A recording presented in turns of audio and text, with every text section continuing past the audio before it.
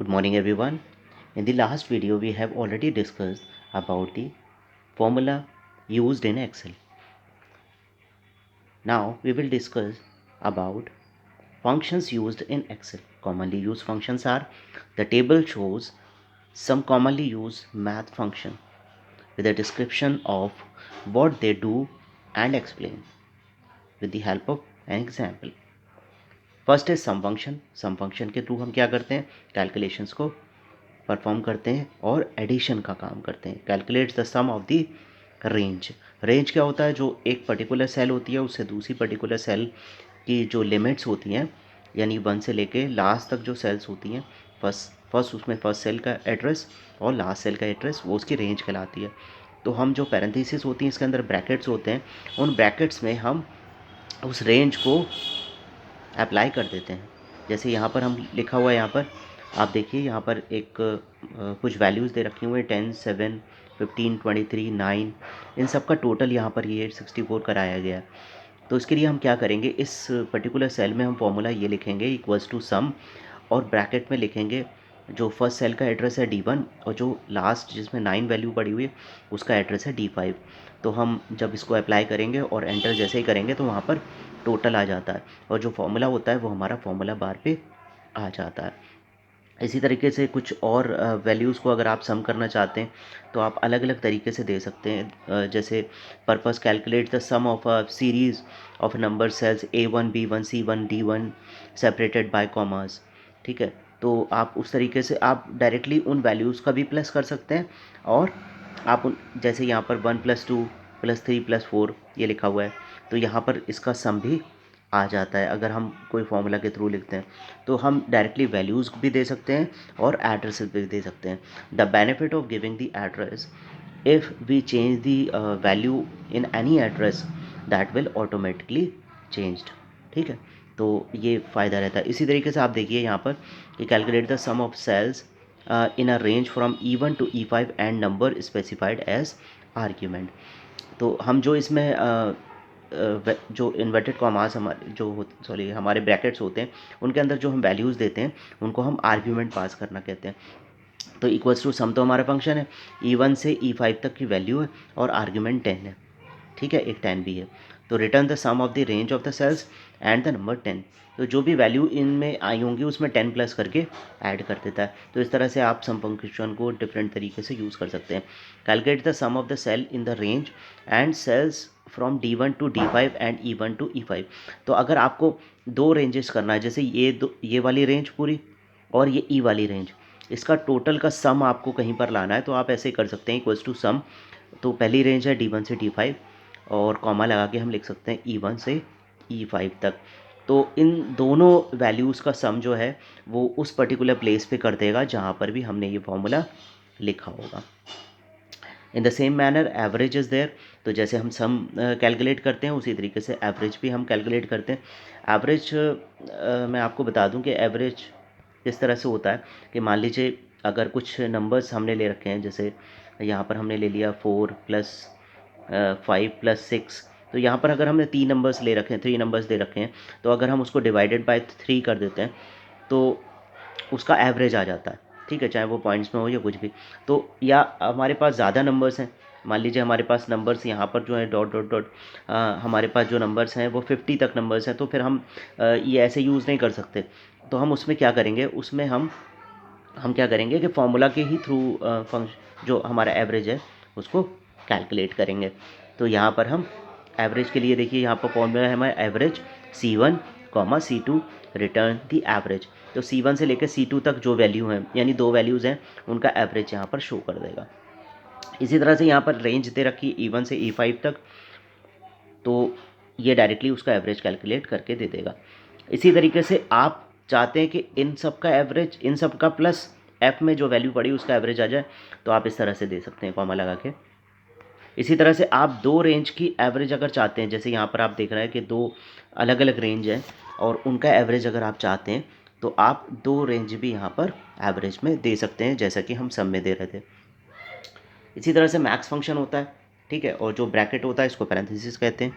तो मैक्सिमम जो फंक्शन है हमारा, मैक्स फंक्शन है, वो जो हमारी लिमिट्स होती हैं, जो भी हमारी रेंज में मैक्सिमम वैल्यू होती है, उसको रिटर्न करके दे देता है। ठीक है, तो मैक्स फंक्शन हमारी लार्जेस्ट वैल्यू जो है वो रिटर्न करने का काम करता है। अब यहाँ पर देखिए आप कि E1, E5 और E3 और E5, इन तीनों में जो मैक्सिमम वैल्यू है वो यहाँ पर रिटर्न करके दे देगा। जैसा कि हम देख पा रहे हैं कि 55, 23 और 59 तीन वैल्यूज़ हैं, तो उनमें ये आपको पता, आपको ये डायरेक्टली यहाँ पर दिखाई दे रहा है कि 59 इज़ द लार्जेस्ट वैल्यू, सबसे बड़ी वैल्यू है, तो वो उसे रिटर्न करके दे देगा, राइट। अब आप सोचेंगे कि ये तीन वैल्यूज़ हैं, हमें तो लार्जेस्ट ऑटोमेटिकली दिखाई दे रही है, तो what is the need of putting this formula max. तो मान लीजिए अगर 50 वैल्यूज़ होती हैं, 100 वैल्यूज़ होती हैं या 1000 वैल्यूज़ होती हैं, उसमें से आपको रिटर्न करना पड़ता, तो आपको सर्च करने में बहुत टाइम लगता कि what is the maximum value in the range. तो आप इस फंक्शन के थ्रू आप E1 से लेकर E1000 तक आप यहाँ पर रेंज लगा सकते हैं और उसमें से मैक्सिमम वैल्यू को रिटर्न करवा सकते हैं। उसके बाद में देखो यहाँ पर भी एक रेंज दे रखी है, उसके थ्रू करा हुआ है, या आप जैसे मैक्स फंक्शन में एक और वैल्यू अलग से डिफरेंटली दे रखी थी, आप उसका भी निकाल सकते हैं। ठीक, इसके इसी की तरह बिल्कुल अपोजिट इसका है मिनिमम फंक्शन, मिन फंक्शन, जो मिनिमम वैल्यू यानी स्मॉलेस्ट वैल्यू को उस रेंज में रिटर्न करता है। ठीक, तो इसको भी राइटिंग का जो है सेम मेथड है। Remember this equals to sign is very important because it indicates the formula is written. अगर आप इक्वल्स टू नहीं लगाएंगे तो वो फॉर्मूला एक्सेल जो है वो उसे कंसीडर नहीं करेगा, राइट। इसी तरह से हमारा काउंट फंक्शन है। काउंट फंक्शन क्या करता है, counts the number of cells in the contain numbers among cells E1 to E2। ठीक, तो इसमें ये जो जितनी नंबर ऑफ सेल्स है, जितने में वैल्यूज़ पड़ी हुई हैं, उनको काउंट करने का काम जो है ये काउंट फंक्शन करता है। ठीक, ये आपका ये रिटर्न करके देता है कि कितनी वैल्यूज़ हैं, कितनी नंबर ऑफ़ वैल्यूज़ हैं। आपको नहीं पता कि वैल्यूज़ कितनी आपने जैसे A1 से लेकर और मान लीजिए T1 तक वैल्यूज़ को डाल रखा है, लेकिन उसमें नंबर ऑफ़ वैल्यूज़ कितनी है अगर आपको वो रिटर्न करवाना है, तो आप वहाँ पर काउंट फंक्शन लगाते हैं। डिफरेंट लैंग्वेजेस में भी ये फंक्शन का यूज़ किया जाता है, काउंट फंक्शन का यूज़ किया जाता है रिटर्न करने के लिए, वैल्यू को, किसी वैल्यू को रिटर्न करवाने के लिए। ये तो हमारे कुछ फंक्शंस हो गए। उसके बाद में हम आते हैं एरर रिजल्ट्स पर, कि कई बार हमारे जो रिज़ल्ट्स होते हैं, हम फॉर्मूला या फंक्शन लगाते हैं और उसके बाद में वहाँ पर कुछ एरर शो करता है, तो वो किस तरह की एरर होती हैं। ठीक है, अगर मान लीजिए एक हमारी एरर है हैश डिवाइड बाय ज़ीरो। ये एरर हमारी कब आती है कि जब अगर किसी भी वैल्यू को हम ज़ीरो से डिवाइड कर रहे हैं। ठीक, मान लीजिए किसी सेल में आपने ज़ीरो वैल्यू डाल रखी है और आप उसको डिवाइड करके फंक्शन से कैलकुलेट करना चाहते हैं, तो वो एरर मैसेज शो कर देगा। ठीक है, तो ठीक है, इसी तरीके से not available, no value available. अगर मान लीजिए आपने किसी का सेल दिया, आपने दिया D1 डिवाइडेड बाय D2। ठीक, तो D1 में कोई वैल्यू ही नहीं है, तो वो किससे डिवाइड करेगा, तो वो ये वाली एरर दिखा देगा। इसी तरीके से नेम करके एरर दिखाते हैं, इनकरेक्ट रेंज नेम और नो कोटेशन मार्क्स। अगर रेंज ही गलत दे रखी हुई है, ठीक है, आप देखिए रेंज दे सकते हैं, आपने कुछ ऐसी रेंज दे के रखी हुई है जो वैलिड नहीं है। ठीक, जिनमें वैल्यूज़ तो होना ना होना वो दैट इज़ अनदर थिंग, लेकिन नहीं है अगर, तो वो ये हैश नेम जो है एरर दे देगा। इसके बाद में हम देख रहे हैं यहाँ पर हैश आपको दिखाई दे रहा है। ठीक, सिर्फ हैश आ जाता है। When a column is not wide enough to accommodate the value. आपने देखा होगा कि जो नंबर्स हैं, आपने मान लीजिए आपने लिखा 10 लाख वैल्यूज़ उसमें लिखा, लेकिन आपकी सेल का रेंज जो है वो छोटा होता है।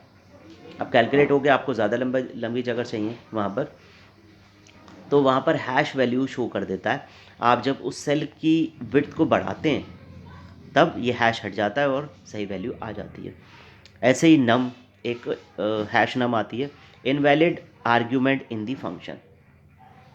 आपने फंक्शन के अंदर आपको E1 T1 लिखना चाहिए था, ठीक है, लेकिन आपने लिख दिया $1।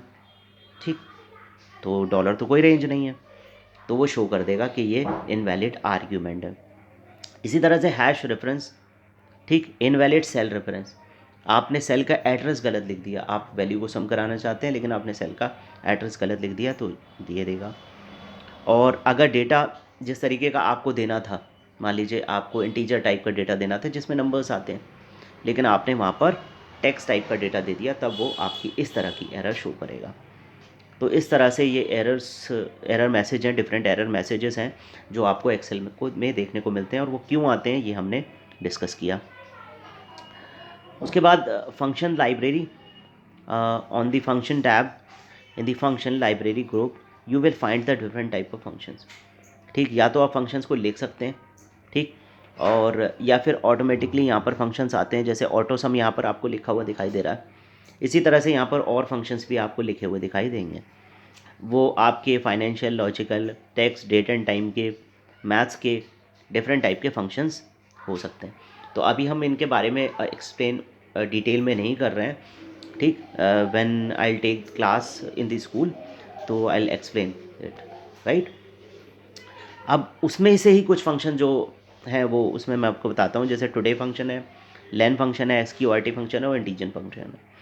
तो टुडे क्या करता है, शोज़ द करंट डेट। अगर आपने कहीं पर टुडे और ये पैरेंथेसिस लगा दिया तो जिस सेल में लगाएंगे आप वहाँ पर करंट डेट आ जाएगी, राइट। और ये करंट डेट कौन सी होगी, जो सिस्टम की डेट होगी, आपके सिस्टम में जो डेट पड़ी होगी। ये ज़रूरी नहीं कि आज की डेट वो फैच कर लेगा, अपने आप ही नहीं कर पाएगा वो, बल्कि आपने जो सिस्टम में डेट डाली होगी वो डेट उसे ले लेगा। इसी तरह से लेन फंक्शन है, calculate the number of characters in a text string. ठीक, अगर आपने लिखा कि मान लीजिए आपने लिखा बनाना, BANANA बनाना, तो उसकी अगर आप लेन कैलकुलेट करोगे बनाना की, तो यहाँ पर 6 लेटर्स आ रहे हैं, तो वो 6 रिटर्न करके दे देगा आपको। ऐसे ही SQRT और उसके बाद में पैरेंथेसिस है, तो returns the square root of the number. जैसे आपने 16 लिखा और पैरेंथेसिस इसमें SQRT फंक्शन लिखा और पैरेंथेसिस में 16 पास कर दिया, तो 16 का स्क्वायर रूट हमें पता है कि दैट इज़ 4, ठीक। लेकिन आपको किसी का नहीं पता है, पॉइंट्स में वैल्यू आती है तो वो स्क्वायर रूट कैलकुलेट करके दे देता है। आपने 144 लिखा है इसके अंदर, तो 12 कैलकुलेट करके दे देगा। और होल नंबर में भी अगर नहीं होंगे, अगर आप 144 की जगह 145 लिखते हैं तो 12 पॉइंट समथिंग वो दे देगा। इसी तरह से इंटीजर टाइप की वैल्यू है, round of a number two the nearest integer. ठीक, जैसे आपने लिखा 16.59 तो वो 17 कर देगा उसको, ठीक। और अगर आपने लिखा 16.3 तो वो 16 के नियरेस्ट कर देगा, यानी राउंड ऑफ करने का काम करेगा। एक बहुत ही इंपॉर्टेंट फंक्शन है, that is if function, right. तो ये इफ फंक्शन क्या करता है, ये कंडीशन के अकॉर्डिंग जो है रिजल्ट को देता है। If function used when applying a condition on data to calculate to conclude to the logical decision. For example, a student who score less than 33 marks mention fail। ठीक, आपको पता है कि 33 से कम मार्क्स होते हैं तो स्टूडेंट जो है फेल होता है, और उससे ऊपर होते हैं तो उनको उसके अकॉर्डिंग ग्रेड्स मिलते हैं। तो ये क्या करता है, जो आप मार्क्स वगैरह देते हैं जो भी स्टूडेंट्स के, अगर आप जो रिज़ल्ट है आप कैलकुलेट करके बनाते हो, तो क्या करता है ये उसके अकॉर्डिंग रिज़ल्ट दे देता है, ठीक। तो ये इफ फंक्शन में आप क्या करते हैं, आप ये टाइप करते हैं कि जैसे इफ फंक्शन है यहाँ पर, तो यहाँ पर अगर वो D2 में वैल्यू है तो हम देते हैं D2 greater than equals to, अगर 90 है, ठीक, तो कॉमा, इन्वर्टेड कॉमा में वो क्या दे देगा, A ग्रेड, ठीक। इसी चीज़ को फिर से रिपीट कर सकते हैं, इफ़ और फिर D2 इज़ ग्रेटर देन 33, तो वो क्या करे, उसको पास कर दे। तो इस तरह से, और दो ब्रैकेट हमने खोले हैं तो दो ब्रैकेट्स हमारे यहाँ पर बंद हो जाएंगे। तो इस तरह से हम इफ फंक्शन का यूज़ कर सकते हैं अलग अलग वैल्यूज़ के थ्रू। देखो ये जो भी वैल्यूज़ पड़ी होती हैं उसके अकॉर्डिंग रिजल्ट देता है। मान लीजिए आपकी वैल्यू पड़ी है 20, तो ये लिख देगा फेल, क्योंकि ये 33 से कम है, ठीक। ये अगर आपकी वैल्यू पड़ी है 91, तो ये A ग्रेड दे देगा, क्योंकि इसको उसकी रेंज हमने वो लिखी होगी।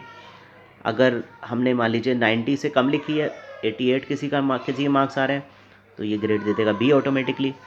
तो इसके बारे में प्रैक्टिकली हम डिस्कस करेंगे।